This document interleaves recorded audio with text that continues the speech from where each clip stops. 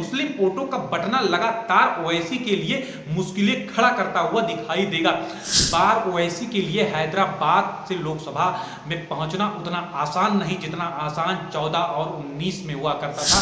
माधवी लता की चुनावी जनसभाओं में अपार भीड़ देखने को मिल रही है। अब ऐसे में मोहम्मद वलीउल्लाह का हैदराबाद से चुनाव लड़ना। दोस्तों नमस्कार, राजनीतिक विमर्श में मैं हूं आपके साथ आदित्य शुक्ला। जब लोकसभा चुनाव में हैदराबाद सीट की चर्चा आती है तो लोगों के दिमाग में केवल एक ही बात बैठती है कि वहां पर ओवैसी का ही परचम लहराएगा। तो इस बार भी कुछ ऐसा ही लोगों के मन में बैठ गया है, लेकिन जो सियासी खेला है हैदराबाद का वो इस बार कुछ उलट गया है। इस बार ओवैसी के लिए हैदराबाद से लोकसभा में पहुंचना उतना आसान नहीं जितना आसान 14 और 19 में हुआ करता था, पूर्व में हुआ करता था। क्योंकि इस बार भारतीय जनता पार्टी ने प्रत्याशी बनाया है माधवी लता को, जो पूरे दमखम से जोरों शोरों से हैदराबाद में चुनावी जनसभा कर रही हैं। लेकिन जो सबसे खास बात है कि माधवी लता की चुनावी जनसभाओं में अपार भीड़ देखने को मिल रही है।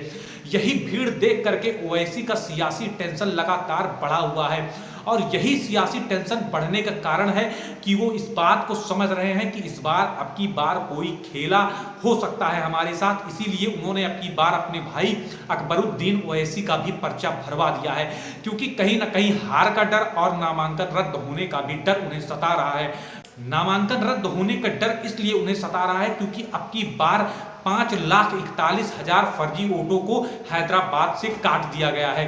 चूंकि 2024 के लोकसभा चुनाव में हैदराबाद का रास्ता इसलिए मुश्किल हो गया ओवैसी के लिए क्योंकि जब कांग्रेस पार्टी ने अपने प्रत्याशी का ऐलान किया, कांग्रेस ने अपने प्रत्याशी का ऐलान 24 अप्रैल को किया। उसने एक मुस्लिम प्रत्याशी को जब वहां से उतारा जिनका नाम है मोहम्मद वलीउल्लाह, जो वहां के स्थानीय नेता है। पहले ऐसी अटकलें लगाई जा रही थी कि कांग्रेस पार्टी किसी सुप्रीम कोर्ट के वकील को वहां से उतार सकती है। चर्चा तो यहां तक था कि सानिया मिर्जा को भी कांग्रेस पार्टी उतार सकती है। लेकिन इन सभी अटकलों को दरकिनार करके कांग्रेस पार्टी ने वहां के कद्दावर नेता, स्थानीय नेता मोहम्मद वलीउल्लाह को वहां से उतारा है। अब ऐसे में मोहम्मद वलीउल्लाह का हैदराबाद से चुनाव लड़ना और फिर बीआरएस और बीएसपी का गठबंधन होना, चूंकि 2023 के विधानसभा चुनाव में देखने को मिला कि बीआरएस का मुस्लिम वोटों पर अच्छा खासा प्रभाव हैदराबाद में देखने को मिला, तो ऐसे में बीआरएस और बीएसपी का गठबंधन प्लस कांग्रेस पार्टी से मुस्लिम उम्मीदवार मोहम्मद वलीउल्लाह का चुनावी रण में उतरना, ऐसे में मुस्लिम वोटों का बटना निश्चित ही संभव हो जाएगा।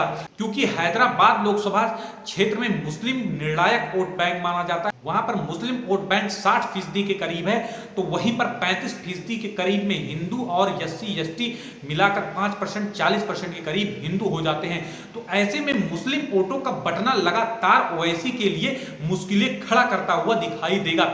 चूंकि इस बार 5,41,000 वोट भी हैदराबाद से काट दिए गए, जो फर्जी वोट थे, उन वोटों के कटने से भी कहीं ना कहीं नुकसान ओवैसी को होने वाला है। इसीलिए ओवैसी का लगातार सियासी टेंशन बढ़ता जा रहा है और इस सियासी टेंशन के बीच में उन्हें यह भी डर सता रहा था कि कहीं हमारा नामांकन न रद्द हो जाए। इसलिए उन्होंने पर्चा अपने भाई अकबरुद्दीन ओवैसी से भी भरवा दिया कि अगर हम संसद में नहीं पहुंचे, नामांकन रद्द हो गया, तो तुम लड़ करके पहुंच जाना। कुल मिलाकर के हैदराबाद पर ओवैसी भाइयों का वर्चस्व बरकरार रहना चाहिए। तो वहीं पर माधवी लता पूरे फुल फॉर्म में अपने नजर आ रही हैं, जोरों शोर से चुनावी प्रचार कर रही हैं और वो पूरे कॉन्फिडेंस में दिख रही हैं। जो पिछले चुनाव में लगातार देखा गया कि ओवैसी की पार्टी का वोट ग्राफ लगातार गिरता गया। चूंकि 2014 के चुनाव में ओवैसी की पार्टी का वोट 59% के करीब था, तो वहीं पर उसके बाद जब चुनाव हुआ तो 59% से घटकर वोट शेयर 44% पर आ गया।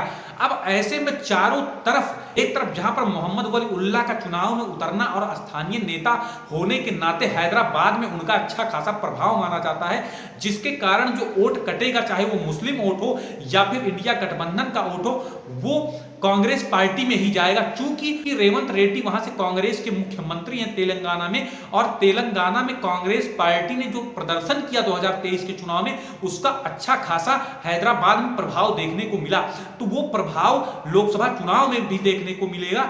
ऐसे में ओवैसी के लिए रास्ता आसान नहीं होने वाला है और सबसे ज्यादा यदि मजबूत स्थिति में और सबसे ज्यादा फायदा किसी का होने वाला है तो वो फायदा माधवी लता का होने वाला है। इसलिए अब की बार माधवी लता का चांस अच्छा खासा बनता हुआ दिखाई दे रहा है।